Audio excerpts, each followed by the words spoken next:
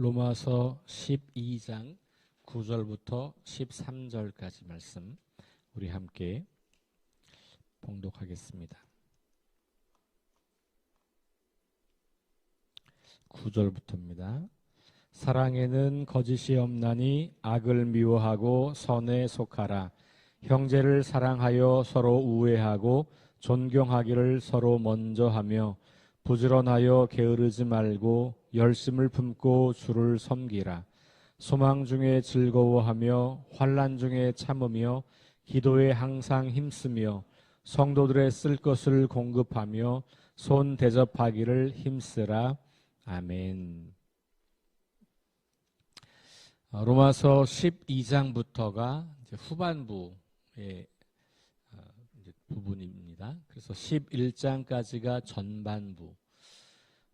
조금 더 좁게 말하면 9장부터 11장 사이를 조금 괄호를 쳐놓고 8장까지가 주로 복음이 뭐냐, 어떻게 우리가 구원을 받느냐, 하나님의 사랑은 어떻게 나타났느냐, 예수님은 어떤 분이냐, 이런 것을 우리에게 드러내주고 있다면 9장부터 11장은 그랬을 때의 이스라엘의 문제, 이스라엘이 하나님의 버림을 받은 것 같고 하나님의 약속이 취소된 것 같은 그 문제는 어떻게 되는 거냐, 그게 9장부터 11장까지 이야기였고 12장부터는 그러면 그 복음의 능력이 나타나서 죄와 사망과 율법으로부터 해방되고 그리고 성령 안에서 자유롭게 된 사람들은 유대인이나 헬라인이나 그런 사람들은 과연 어떤 삶을 살아야 하는가, 그게 12장부터 나오는 이야기라고 했어요. 고전적으로는 그래서 전반부는 교리, 후반부는 윤리 이렇게 이야기했어요. 복음에 대한 교리를 설명하는 것이 전반부, 그리고 그리스도인의 윤리를 말하는 것이 후반부, 이렇게 이제 이야기했어요. 맞는 말입니다. 하나님 나라 백성으로 어떻게 살아야 할 건가, 그 삶의 문제를 다루니까 그게 이제 윤리라고 볼 수도 있는 것이죠. 그런데 우리가 좀 주목할 사실은 윤리를 시작하면서 혹은 그리스도인의 마땅한 삶을 시작하면서 바울은 예배라는 단어를 사용해서 시작했어요. 우리가 놓치는 부분이 바로 이 지점이에요. 우리는 예배 그러면 삶을 떠나서 하나님께 이렇게 특정한 장소와 시간을 구별해서 하나님께 찬양하고 기도하고 말씀을 듣는 시간으로만 예배를 국한했어요. 그런데 바울은 삶의 이야기를 시작하면서 예배로 시작해요. 잘 아시는 것처럼 12장 1절이 바로 그 예배. 그러면 우리가 드리는 예배는 어떤 예배여야 하는가? 그 이야기인 거죠. 영적 예배라고 번역이 됐습니다만 더 좋은 번역은 합당한 예배. 다시 말하면 너희가 하나님의 그 사랑에 의해서, 자비와 긍휼에 의해서 구원을 받은 백성이라면 너희가 드려야 하는 마땅하고 합당한 예배는 어떤 거냐? 너희 윤리다, 이 얘기예요. 그러니까 여러분, 우리의 삶이 곧 예배다라고 하는 것은 굉장히 중요한 거예요. 그러니까 우리의 예배의 장소는 일상의 삶인 거지. 근데 그 일상의 삶을 다 예배라고 말할 때는 구별이 안 되는 거예요. 그렇죠? 그래서 보통 우리가 전 늘 기도해요. 전 내 삶이 다 예배예요 라고 하는 게 참 좋은 말이고 맞는 말인데, 그렇게 말하는 사람들 치고 따로 특별히 드리는 예배, 따로 시간을 내어서 드리는 기도가 약한 경우들이 많아요. 왜냐하면 일상의 삶을 다 예배라고 하고 늘 기도한다고 말을 하기 때문에 그게 따로 특별하게 떼어서 뭘 하지 않아도 된다고 생각을 하는 것이죠. 여기에도 함정이 있는 거예요. 그렇다면 주일 예배 필요 없는 것이고 교회도 필요 없는 것이고 공동체도 필요 없는 것이고 나 혼자 그냥 하나님을 예배하면 오케이 될 수 있는 거죠. 그런데 기독교는 또 그런 건 아니에요. 그래서 우리가 매일의 삶이 예배인 것을 표현하는 하나의 방식이 주일에 공동체로 모이는 예배인 거예요. 그래서 우리가 함께 모여서 내가 일주일 동안 살았던 삶을 하나님께 가지고 와서 그 삶을 다 드리는 것이 우리의 예배인 거예요. 그러니까 우리의 삶과 예배는 분리될 수가 없는 것이다. 바울은 이 12장을 시작하면서 그 이야기를 먼저 하는 겁니다. 그러니까 앞으로 계속 나올 윤리의 문제, 우리가 어떻게 살아야 하는 문제를 대할 때 다시 돌아가서 이게 진짜 예배다. 하나님이 기뻐하시는 예배는 바로 이거다.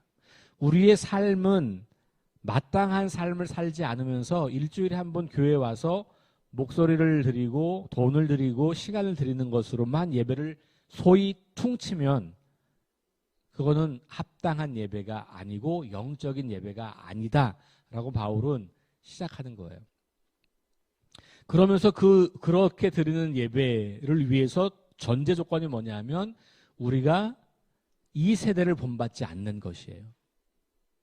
왜냐하면 진짜 예배는 일상에서 이루어지는 거니까 일상에서의 삶에서 세상이 따라가는 삶의 방식을 따라 살지 않아야만 우리가 하나님을 진짜 예배할 수 있는 거예요.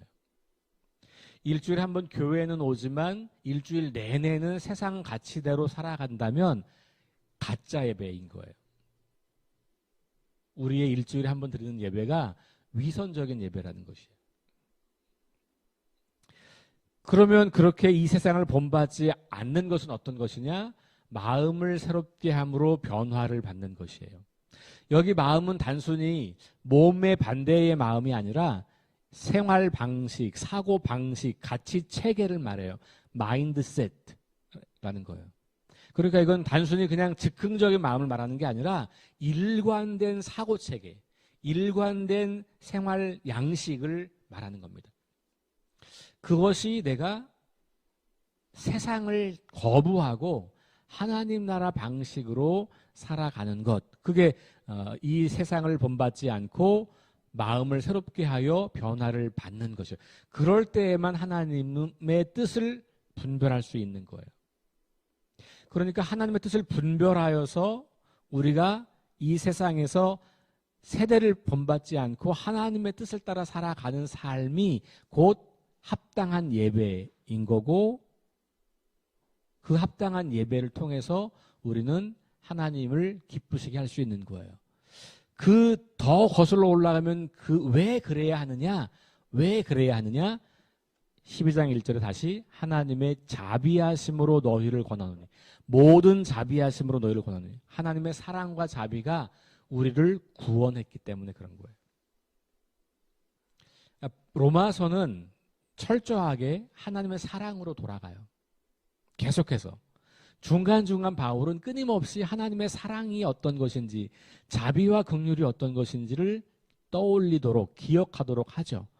하나님의 그 자비를 생각하면 내가 이런 삶을 살면 안 되지. 그런 거죠. 자, 그리고 나서 이제 3절부터가 구체적인 삶을 우리한테 소개하는 거고, 어제 여러분들이 3절부터 8절까지 말씀을 통해서 우리 교회 공동체 안에서 서로가 각자 자기가 맡은 바 은사대로, 하나님이 우리에게 주신 은사대로 그 은사에 따른 분량에 합당하게 교회의 몸을 세우는 것이다. 그런 말씀을 우리가 받았어요. 그리고 나서 오늘 9절부터 13절까지를 읽으셨죠? 이 말씀은 교회 공동체 안에서 사랑하는 이야기예요. 사랑. 그러니까 내가 하나님의 자비하심으로 하나님의 거룩한 백성이 되었다. 첫 번째, 그러면 그것은 그리스도의 몸된 교회 공동체의 구성원이 된 것이니 그 그리스도의 몸을 세우는데 하나님께서 나에게 주신 은사를 잘 활용해서 그것으로 교회를 잘 세워라. 두 번째, 너희들이 서로 사랑해라. 그 이야기를 하는 거예요. 그게 오늘 단락이에요. 오늘 단락을 묶으면 사랑하라 이거예요. 근데 누구를 사랑하라? 교회 공동체 안에서 형제 자매를 사랑하라. 자, 9절 말씀. 사랑에는 거짓이 없나니 악을 미워하고 선에 속하라. 이렇게 나오죠. 사랑하기 위해서 우리에게 필요한 것은 거짓을 멀리하고 선에 속하는 거예요. 여기 속한다라는 단어는 접착제로 이렇게 붙여 놓는 상태를 말해요. 딱 달라붙는 거예요. 그러니까 우리가 사랑은 진실한 거예요. 그래서 위장이 아니고 가면이 아니고 여기 말하고 있는 거짓이 없다라는 표현은 가면을 쓰지 말라는 말이에요. 가면을 벗으라. 그 가면은 옛날에 이 바울 시대에 극장, 그러니까 연극을 할 때 그 배역을 이렇게 이제 가면을 썼어요. 왜냐하면 그 사람이 아니고 이 역할을 맡은 거니까.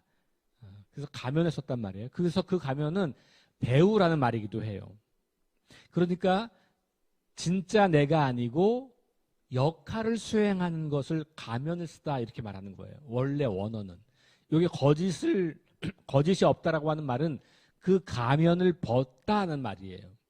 그러니까 위선적이고 겉모양만 번지르르한 사랑하지 말고 그렇게 하지 말고 진실함으로 정직함으로 선에 속하여 그렇게 사랑하라 이렇게 이야기를 합니다. 10절 또 사랑이라는 단어가 등장하죠. 형제를 사랑하여 이렇게 나와요. 그래서 9절과 10절 초반에 사랑에 대한 이야기를 하면서 그 사랑의 성격이 어떤 것인지를 그 뒤에 계속 소개를 하고 있다라고 보시면 될 것 같아요. 근데 여기서 특별히 서로라고 하는 단어를 또 잘 사용하고 있는 것을 봐요. 10절 보세요. 서로 우애하고 존경하기를 서로 먼저 하며 이렇게 나왔어요.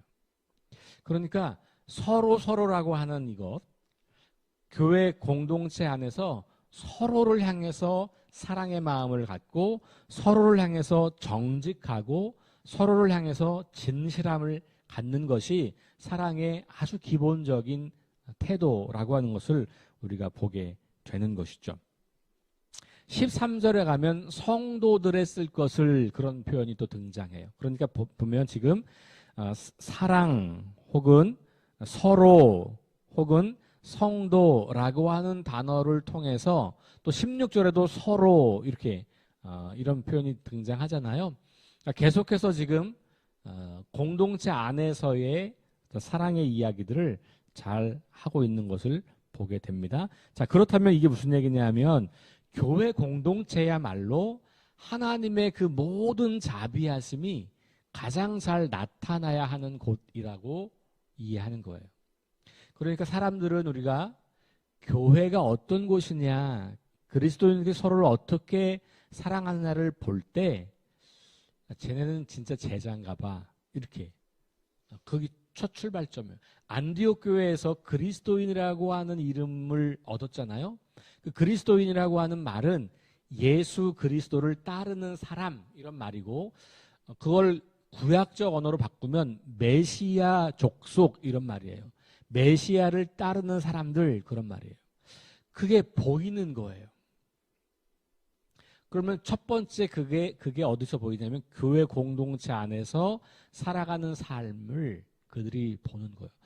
저 사람들은 서로를 너무너무 사랑해. 가족보다 더 사랑해.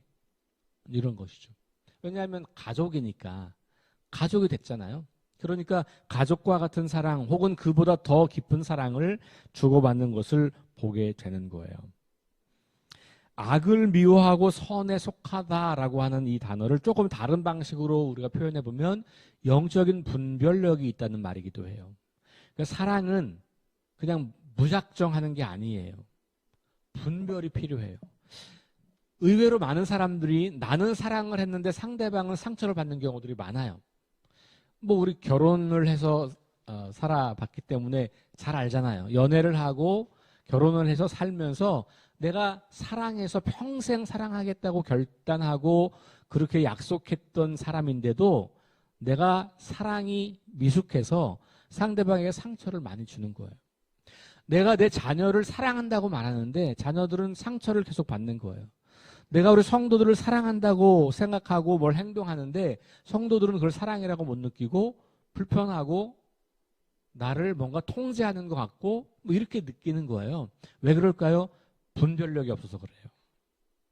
우리가 사랑을 하는데 선함을 가지고 사랑하는 게 아니고 혹은 선에 속해서 사랑하는 게 아니고 거짓과 악의 모습을 우리가 가지고 있는 거예요. 내가 의도적으로 나쁜 의도나 거짓된 어떤 행동이나 이런 걸로 하는 건 아닌데 우리의 부패한 이 분별력이 우리도 모르는 사이에 악이 구성하는 것들을 따라가는 거예요. 왜냐하면 우리 눈에 그게 선이라고 보이기 때문에 그래요. 그거는 사랑을 위해서는 그 정도는 괜찮아 라고 불의를 눈 감아 버려요. 정직하지 않음을 사랑 때문에 무시해 버려요. 그러면 그건 사랑이 아니라는 거예요. 이렇게 우리가 사랑을 하는 것도 굉장히 영적 분별력이 필요하다. 그래서 사랑은 결과가 중요하지 않고요. 과정이 중요한 거예요. 이 과정이 정직하고 선하고 악한 것들을 떠나면서 사랑을 해야만 상대방은 그것을 진짜라고 느끼는 거예요. 그리고 그것이 진짜 사랑인 거고. 사랑한다고 하지만 상대방을 숨막히게 상대방을 고통스럽게 하고 있는 어리석은 사랑이 너무 많은 세상을 우리가 살고 있는 겁니다. 그러니까 사랑한다고 하면서 폭력을 아무렇지도 않게 행사하는 거예요. 굉장히 심각한 문제인 것이죠. 그러니까 사랑을 할 때에도 우리가 거짓 없이 악을 미워하고 내가 지금 하고 있는 이것이 정말로 순수한 선한 과정과 의도와 결과를 추구하는 것인가를 볼 필요가 있는 거고. 자, 10절에 형제를 사랑하여 서로 우애하고 존경하기를 서로 먼저 하며 그랬어요. 우애하고 존경한다 그랬어요. 자, 여기 보세요. 벌써 존경이라는 말 속에 사랑은 다른 사람을 이용하거나 착취하거나 통제하지 않는 것이 들어가 있는 거예요. 존경하는 것, 존중하는 것, 있는 그대로 봐주는 것을 더 넘어서 그걸 존중하고 존경하는 것. 서로 사랑하는 방식이라는 거예요. 여기 우애한다라고 하는 말의 그 우정이라고 하는 말이기도 하고요. 이건 좀 헬라어의 원어적인 의미로 보면 혈연 관계이기 때문에 갖는 그 정이에요. 혈연 관계이기 때문에. 그러니까 부모가 자녀를 사랑하는 그 사랑, 그 다음에 핏줄, 친족끼리 하는 사랑, 친족이니까 하는 사랑, 그런 거예요. 그런데 그걸 더 넘어서서 바울은 이것을 그리스도인 공동체가 그 사랑을 하라고 말하는 거잖아요. 그러니까 바울은 여기서 공동체를 가족으로 보는 거예요. 이 단어 자체가 바로 그 혈연 관계를 말하는 거기 때문에. 그러니까 바울은 교회 공동체에 있는 사람들이 바로 혈연 관계에 있는 사람들처럼 새로운 가족 공동체다. 이건 예수님이 말씀하셨잖아요. 누가 내 어머니고 누가 내 형제냐. 바로 내 말을 듣고 나를 따르는 사람. 여기 있는 너희들이 나의 어머니고 나의 형제다. 이렇게 말하잖아요. 똑같이 바울은 그 예수님의 말씀을 가지고 와서 교회 공동체야말로 가족이다라는 이야기를 하는 거죠. 근데 그 가족을 사랑하고 그리고 존경하기를 어떻게 하라? 서로 먼저 하라. 서로 먼저 하라. 내가 어른인데 니네가 먼저 나를 섬겨야지. 이게 아닌 거예요. 내가 연약한데 나를 섬겨줘야지. 그게 아닌 거죠. 각자가 내가 먼저 할 수 있는 사랑과 섬김과 존경을 상대방에게 주는 것이에요. 그래서 여기 서로 혹은 먼저라고 하는 말을 우리가 잘 생각해 보는 거죠. 사랑은 먼저 하는 거예요. 먼저 하는 거다. 자, 세 번째, 그 11절에 보면 부지런하여 게으르지 말고 열심을 품고 같은 단어인데, 같은 의미의 단어인데 세 단어를 나란히 쓰고 있어요. 그죠? 이거 굉장히 큰 강조예요. 부지런하여 게으르지 말고 열심히. 다 같은 의미의 다른 단어를 쓰면서 주를 섬기라. 자, 그러면 보세요. 사랑을 하는 것이 주를 섬기는 거예요. 우리가 자꾸 주님을 섬긴다 그러면 내가 뭔가 하나님을 위해서 뭘 하는 거라고 라고만 자꾸 생각하고 혹은 교회의 일을 하는 것만이라고 생각을 많이 하는 거죠. 그게 아니고 주님이 사랑하는 그 형제 자매들을 사랑하는 것, 이것이 주님을 섬기는 것과 열심히 연결이 되어 있다고 하는 거. 여기서 섬긴다고 하는 말은 종이 주인을 섬기듯 그런 말이거든요. 종이 주인을 섬기는 마음으로 그렇게 열심으로 섬기는 것. 우리가 주님을 섬기는데 그게 바로 이 사랑이라는 맥락 안에 들어있다는 거예요. 자, 12절로 넘어가면 소망이 나오죠. 소망. 이 소망은, 바울이 말하는 소망은 결국은 종말론적인 거예요. 다시 말하면 예수님 재림하시는 것에 대한 소망, 혹은 이 땅에 이루어지는 하나님 나라에 대한 소망이고, 그 소망이 있기 때문에 지금 이 삶에서의 어려움과 곤경과 위기와 환난을 인내할 수 있는 거예요. 그래서 늘 소망은 인내와 연결되어 있어요. 그리고 그것이 믿음인 거예요. 내가 소망을 가지고 있다고 하는 것은 믿음이 있다는 말이에요. 장차 주님의 나라가 임한다. 장차 주님이 다시 오셔서 우리의 구원을 완성하신다라고 하는 소망이 있는 거고, 그 소망이 있다는 것을 믿음이 있다고 말하는 거고, 그러니까 믿음과 소망은 다른 게 아닌 것이죠. 그러니까 그 특성은 인내하는 것이에요. 그리고 내게 오고 있는 문제와 위기와 고통 속에서도 그것을 잘 견뎌나가는 것과 연결되어 있고요. 그것 때문에 우리는 기도할 수 있는 거예요.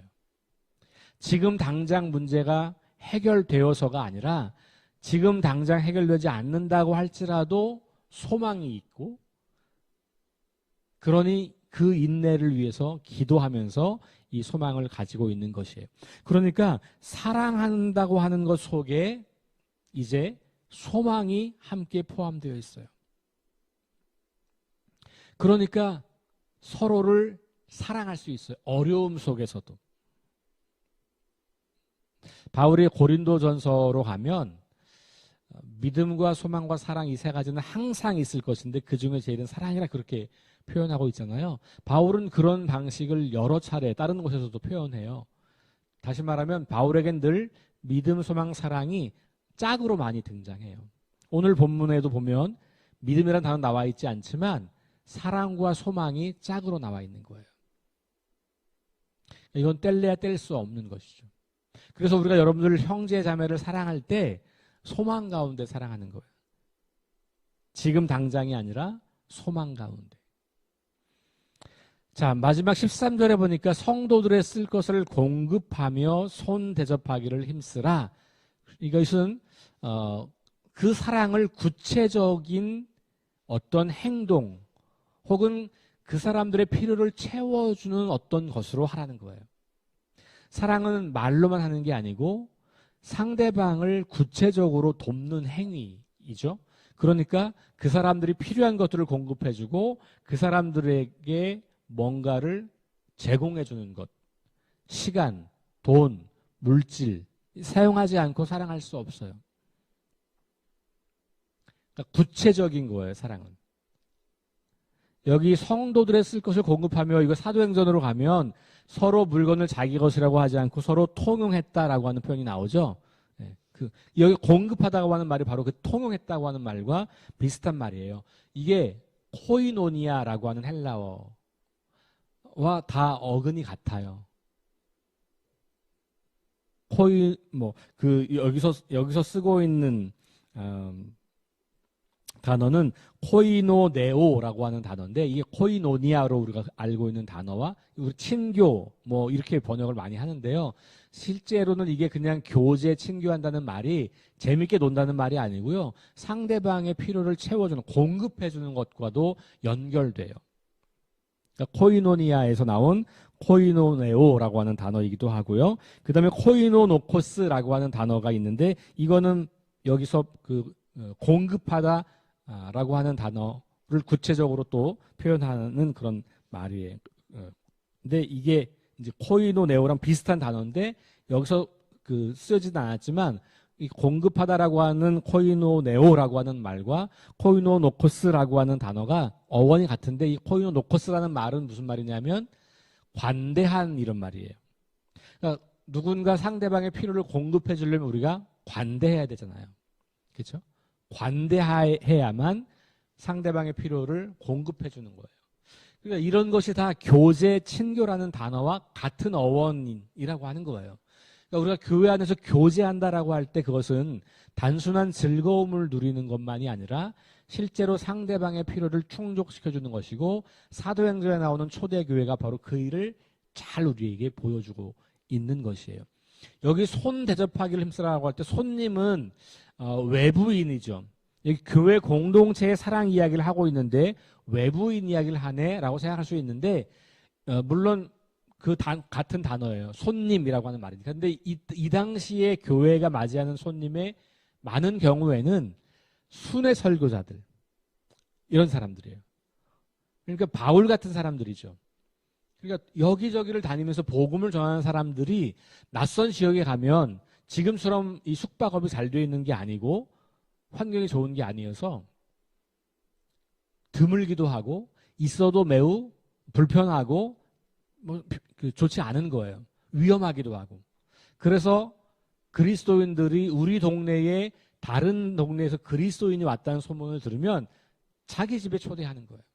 자기 집을 오픈해서 함께 그리스도의 사랑을 나누는 것. 이게 손 대접한다라고 하는 것과 연결되어 있어요. 그러니까 이건 막연하게 그냥 모든 손님을 말하기보다는 이 맥락에서는 그리스도인 공동체, 그리스도인들이 올 때 그들을 맞이하는 것과 관련이 있다. 그러니까 이런 게 다 교회 공동체 안에서 서로를 어떻게 대하고 어떻게 사랑하고 어떻게 섬길 것인가, 그리고 그것이 결국은 주님을 섬기는 것과 관련되어 있고, 그 앞에 어제로 올라가면 우리에게 주어진 은사를 가지고 그리스도의 몸을 세우는데, 그 은사 가운데 우리가 가장 추구해야 할 은사는 사랑의 은사다. 그게 또 고린도전서 12장 13장으로 넘어갈 때 나오는 말이잖아요. 너희가 가장 좋은 것을 사모하라. 사람마다 은사는 다르게 주셨는데 너희가 다른 사람 은사 부러워할 필요 없고 각자의 은사의 분량대로 섬기면 돼, 생각하면 돼. 근데 사랑의 은사는 누구나가 추구해야 되는 거야. 바울도 똑같은 맥락으로 지금 이야기를 하고 있어요. 그래서 어떤 사람들은 고린도전서 12장 13장과 이 로마서 12장이 똑같은 구조로 되어 있다. 은사 이야기 먼저 하고 사랑 이야기하고 이렇게 이제 보고 있는 것이죠. 자, 오늘 말씀 기억하시면서 오늘 우리가 우리 교회 공동체 안에 있는 사람들을 내가 어떻게 섬길 수 있을까, 사랑할 수 있을까, 오늘 특별히 구체적인 한 대상을 좀 생각해 보시고요. 그 사람을 위해서 구체적인 행동을 계획해 보십시오. 무엇인가를 내가 할 수 있을까?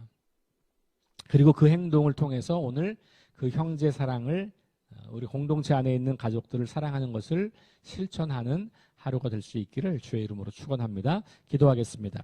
하나님, 바울이 로마서 후반부를 시작하면서 예배라는 단어를 사용했던 것을 기억하며 우리의 일상에서의 삶에서 이루어지는 윤리, 삶이 곧 예배인 것을 알게 하시고, 그리고 먼저 성도들 안에서 어떻게 사랑해야 할지를 가르쳐 줌으로써 우리 교회 공동체 안에서 하나님께서 우리를 한 가족 공동체로 만드신 이 공동체 안에서 우리가 구체적으로 어떻게 사랑을 통해서 하나님을 기쁘시게 하는 예배를 드릴 수 있는지를 배우게 하시니 감사합니다. 오늘 우리 마음속에 떠오르는 한 사람, 그 사람을 내가 구체적으로 사랑하는 방법을 생각하고 고민하고 실행하는 하루가 될 수 있도록 인도해 주옵소서. 예수님 이름으로 기도합니다. 아멘. 우리 함께 합심해서 기도하고 개인 기도하겠습니다. 성령의 능력으로 하나님 나라를 증언하고 살아내게 하소서. 하나님 말씀이 기준이 되게 하소서. 질병과 연약함으로 고통당하는 사람들을 치유하여 주소서. 전쟁과 자연재해와 가난과 억압으로 고통당하는 지구촌 이웃들에게 은혜를 베푸소서. 그리고 말씀 들은 것처럼 오늘 한 사람이 기억나게 하시고 그 사람을 잘 사랑으로 섬기는 하루가 되기를 원합니다. 우리 합심해서 함께 기도합시다.